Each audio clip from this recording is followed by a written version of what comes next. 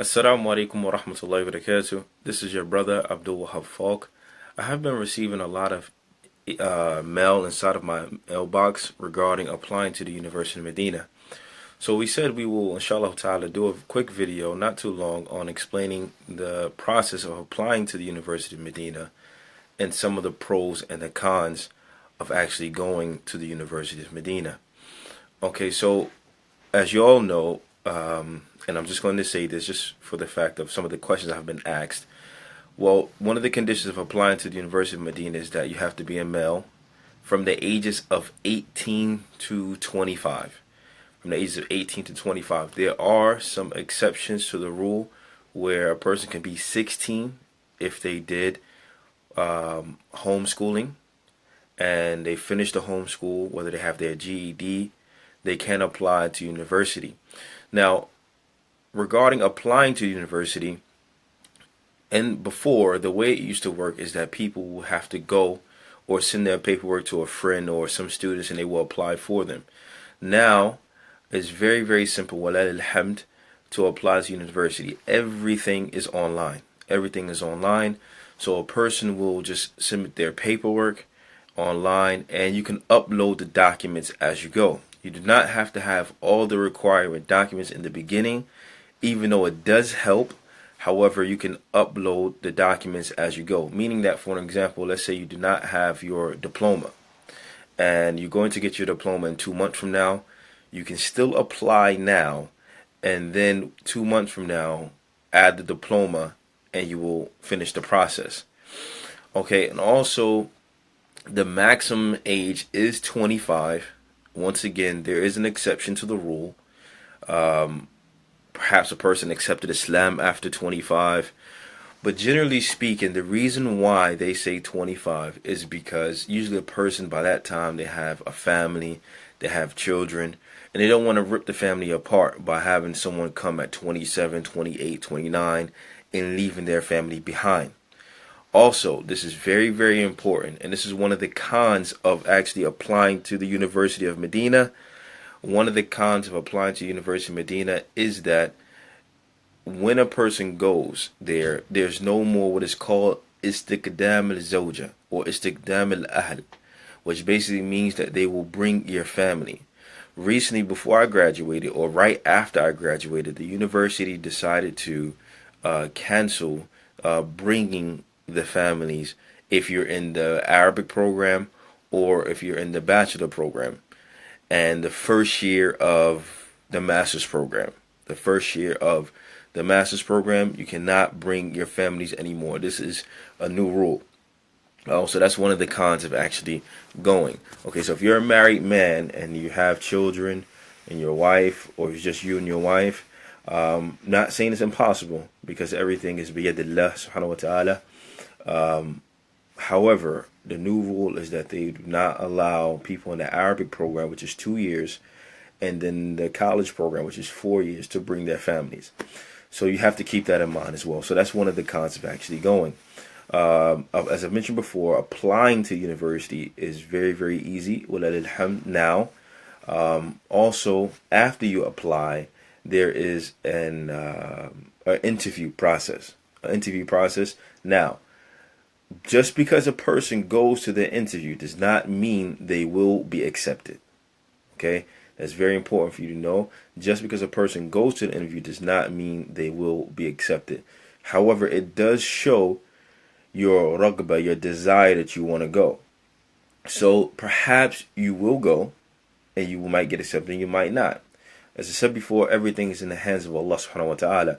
I have seen certain students go and get accepted, and I have seen certain students go and take the interview and did not get accepted. I have seen certain students who applied and never went and got accepted, and I have seen certain students who apply and never went and did not get accepted.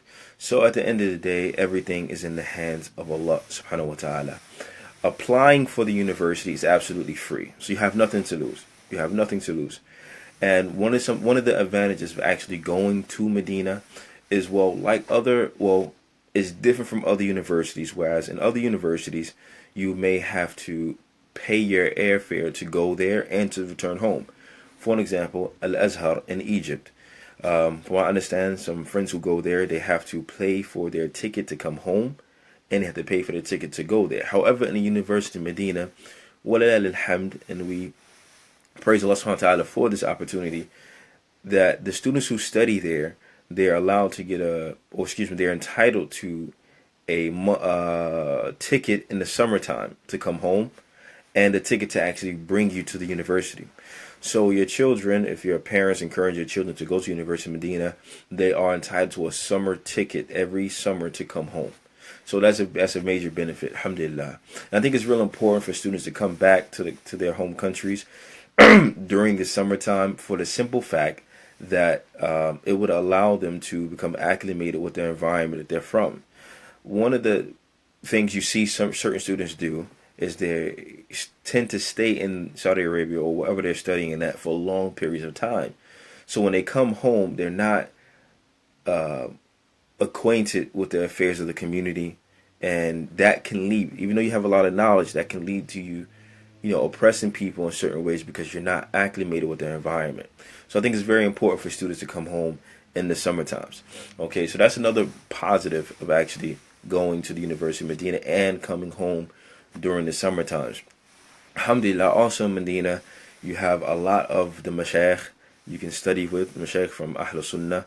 You learn Orthodox Islam, which is a very beneficial, and you have the chance to learn Arabic, as you know. All the studies, there's another question I've gotten in my mailbox, are all the studies in Arabic? Yes, all the studies are in Arabic. What you're going to do is the first 2 years, if you do not speak Arabic, the first 2 years, you enroll into the Arabic program, the Mahad Ta'lim al-Lughat al-Arabiyyah. Okay, so you're going to go there and you study there for 2 years. It's 4 mustawiyats, 4 levels. Level 1, which basically, and it doesn't start from the alphabet, so that's another thing. It doesn't start from the alphabet, it starts from basic Arabic. Assalamu alaikum, kayf hal, ila liqa, and so on and so forth. However, it does not start from alif, ba, ta, tha, and so on and so forth. So it's very important before a person even comes for them to be at least know how to write the vowels, or know the vowels in Arabic language. Know the letters of Arabic, how to write them in the beginning, middle, and in the end. I also suggest that a person at least have just Amma of the Quran memorized, because in the Arabic program you have 2 years to finish Juz Amma. Now that's a long time. Now people finish Quran in 2 years. However, the only requirement for the Arabic program is that you have to memorize Juz Amma. Okay, now they also go into just Tabarak and Mujadala and so on and so forth. However, you just have to know how to read those. But as far as hifz, as far as memorizing, it is only just Amma in the Arabic program. Now, once a person graduates the Arabic program, they are going to go into one of 5 colleges. Well, now they have 6 or 7 colleges. Now, they have the choice. Either it's going to be the College of Sharia, which is the college that I graduated from, and I suggest that you guys keep that in mind. Or you have the College of Hadith, or you have the College of Quran. To get into the College of Quran, you have to be a hafiz of the Quran. Okay, and then you have the College of Arabic, and then you have the College of Da'wah. The university just recently opened up a different college, which was the College of Engineering. So which a student from the West can also go to that college. In the College of Engineering, all the studies are done in English. Actually, it's done in English.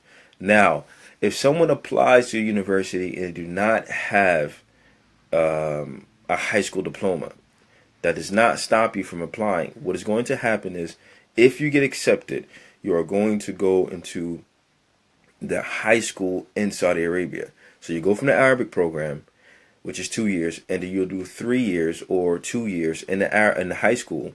Once you graduate high school, then they will put you in the college level. Okay, then they'll put you in college level. Now, another thing, if you're going to go to the high school, okay, you get a monthly stipend from the University of Medina, which is 840 Saudi Riyals. 840 Saudi Riyals. This is equivalent to about $200, $220. Okay, But once you go to the high school, that stipend is cut in half. A lot of people don't know that. In the high school program, the 840 is cut in half. So it's going to be like 420 that you're going to get. Okay, but the college program, the monthly stipend stays at $840. In the Arabic program, your books will be provided to you. However, once you get to the college, your books are not provided to you. You have to buy your own books.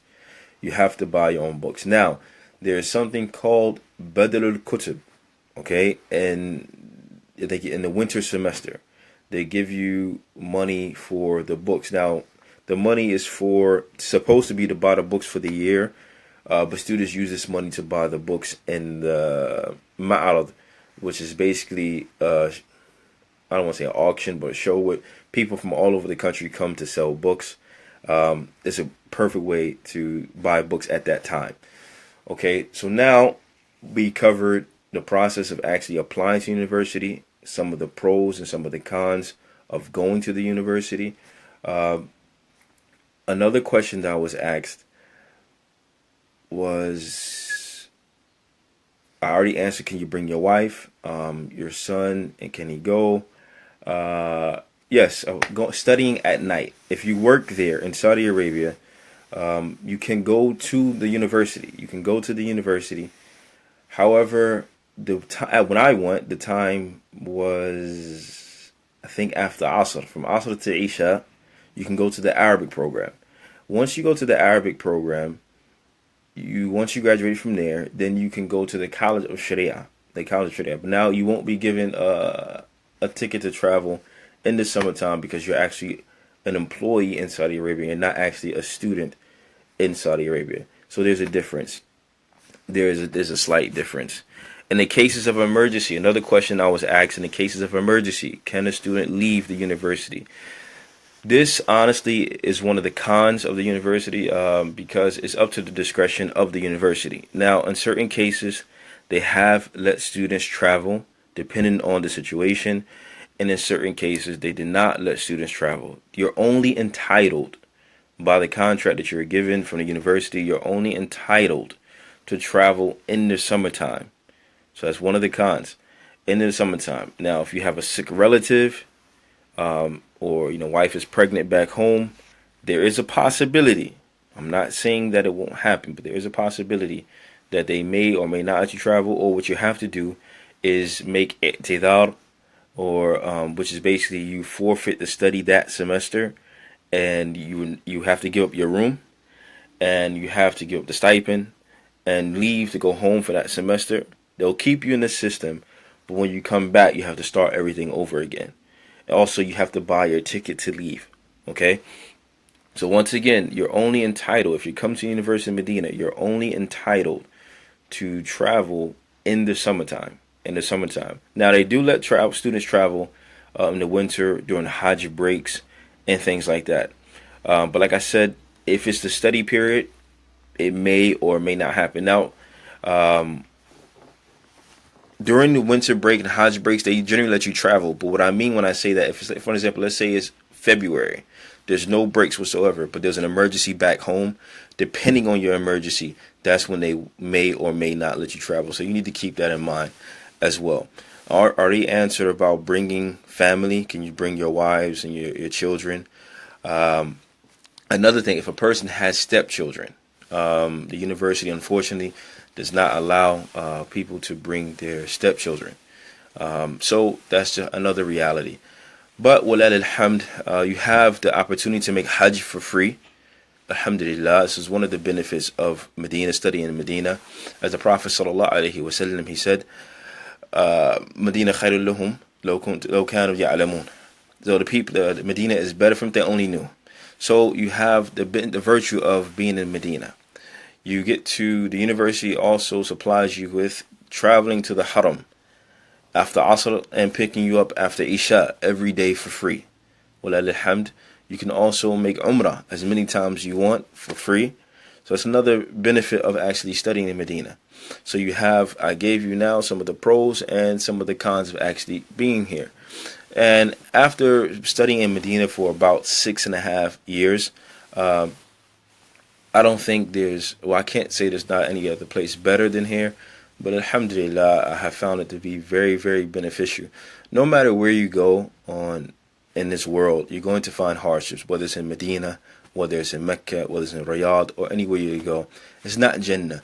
So I'm only doing this video to show people that you have the positive side and you have some cons. You're going to run into some hardships being a student in Medina, and you have a lot of positive things you will have from being a student in Medina. So I hope I answered generally the questions that was asked to me in my mailbox. So inshallah ta'ala, if there are any other questions, you can send me more questions and I'll answer them in the next video. Assalamu alaikum wa rahmatullahi wa barakatuh.